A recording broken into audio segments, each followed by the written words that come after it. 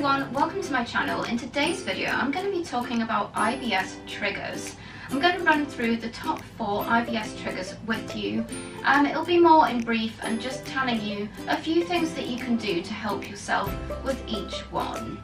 So the one at the top is stress. Now I'm sure many of you have heard that stress does contribute to IBS symptoms. This is definitely very true, and I definitely also find this myself. Now, a few things that have been shown to help IBS stress are things like just taking a bit of a break and doing something like yoga. Meditation can be very helpful. This is something I tend to do. I was definitely a bit skeptical at first, like, well, you know, but it really does help, and obviously everyone's different, but definitely try meditation. I would highly recommend that. Sort of for 5 to 10 minutes a day, just make some time to do that, and you may find that this does help lower your stress levels. Now, another one I mentioned there is CBT. This is also known as cognitive behavioural therapy. I've also had this as well, and I did find it quite helpful. So again, I would recommend trying that. It's kind of about dealing with your thought patterns and how you relate to your thoughts and how you deal with your stress and your thoughts and things like that. That is something that you do usually need to be referred to for, at least in the UK. So you go to your GP and just tell them, you know, you're having some problems with feeling quite anxious, perhaps related to your IBS, and you feel that you could do with some support, and they should be able to point you in the right direction of who to go to. Now, a website that's good is, in the UK anyway, is Steps to Wellbeing. I believe you can actually refer yourself. I'll put a link actually in the description box to the Steps to Wellbeing website, and I believe you can, or you at least could anyway, about a year ago when I did it, just refer yourself on there, and you'll do like a questionnaire that you fill out, and then you'll have like a telephone consultation sort of thing, and it goes from there. So that is the top one, that is stress. So really learning to manage your stress levels a bit should definitely help to lower symptoms of IBS. Now, the next one is exercise, or lack of exercise.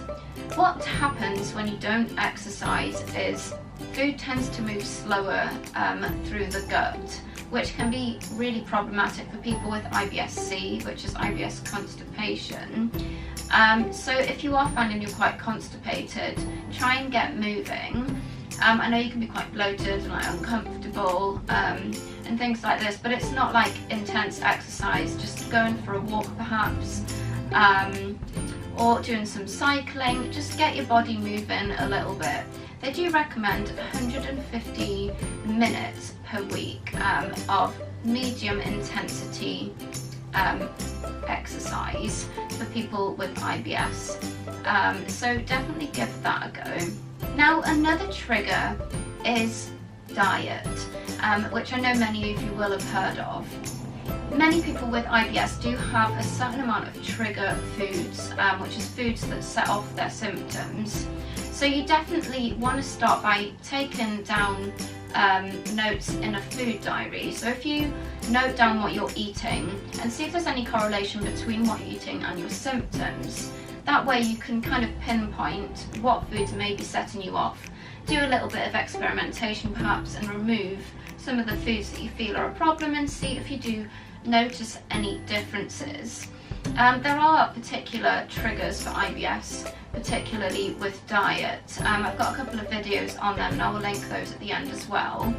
Obviously IBS-C has different diet triggers to IBS-D, and I believe I've got a video on one for IBS-C and one for IBS-D, so I will link them for you, but check out my channel because there's a few videos like that that might be beneficial. And a few more tips in regards to diet and eating is try eating smaller meals. Don't overload your body. People with IBS tend to struggle a little bit more with digestion. So you want to just kind of spread out your eating more into smaller meals, and see if that helps. Also, eat slower, like that definitely helps. I actually can set myself off big time if I eat too quickly.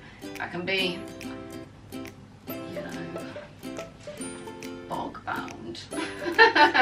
So I shouldn't laugh, but it's kind of funny, isn't it? You've got to laugh, I think.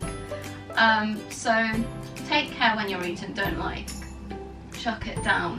Just kind of slow down a bit. I know it's difficult at work and stuff, but just, you know, like eat less than at work. Don't try and shove a big meal in. It's definitely not worth the symptoms, or I definitely don't think it is anyway. Obviously each their own. If you don't mind, then go for it. But this is obviously trying to reduce your symptoms and make your life a bit easier. Now another really important one is, like, don't skip meals. I know that I've been guilty of this as well, especially at work. I thought, right, I'm not going to eat, because if I eat it's going to set off my symptoms. You're actually more likely to experience symptoms of IBS if you skip meals. So really don't do that. Don't skip meals. Just be more careful, like I say, with what you're eating. Eat smaller amounts, especially when you're out and about. Avoid trigger foods, obviously, when you're at work. Don't eat anything risky.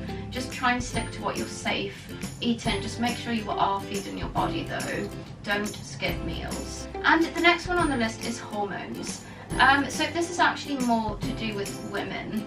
IBS in women is more affected by things like hormones, where, as apparently studies have shown, that hormones don't really affect men's IBS. But what tends to happen with women with IBS is they tend to find that their IBS symptoms are worse during menstruation, which is when you have your period. So you may notice that your period, or running up to your period and just after, for some people, that you do have more you know, more symptoms of IBS. I would definitely recommend just be a bit more prepared. Eat safer, lighten the weight, avoid your triggers obviously when you're around that time of month. Keep some Imodium in as well, so you can still get on with things.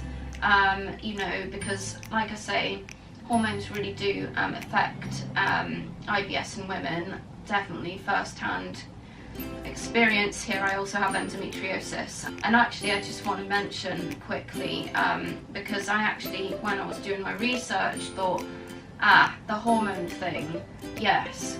The thing is though with that, very true, but many women actually do have endometriosis who think they've got IBS. So if you're finding that your IBS symptoms, or what you've been told is IBS anyway, is around your period and not any other time, that is a big red flag for possible endometriosis there, and maybe not IBS. I've got a lot of videos on endometriosis as well, so do check out my channel. I'll leave quite a few links to some of these videos in the description box below, but do have a little look at that. Honestly, massively misdiagnosed. I've said this before, I don't want to bore you with it if you see my videos, but I spread awareness for endometriosis as well, so I did just want to point that out there. So hormones is another one. So that brings us to the end of this video. I do hope it has been of some help to you. I suffer with stage 4 endometriosis and severe IBS-D, and I do a ton of research on both because I want to help you guys. And I do also enjoy making these videos as well. So I do hope that this has helped you in some way, as I've just said. If it has, please give it a thumbs up. Consider subscribing as well. I make a ton of videos, and I upload at least once a week, and I'm trying to upload more than that now as well. So thank you so much for watching this video. If I didn't say already, my name is Samantha, and I hope to see you next time.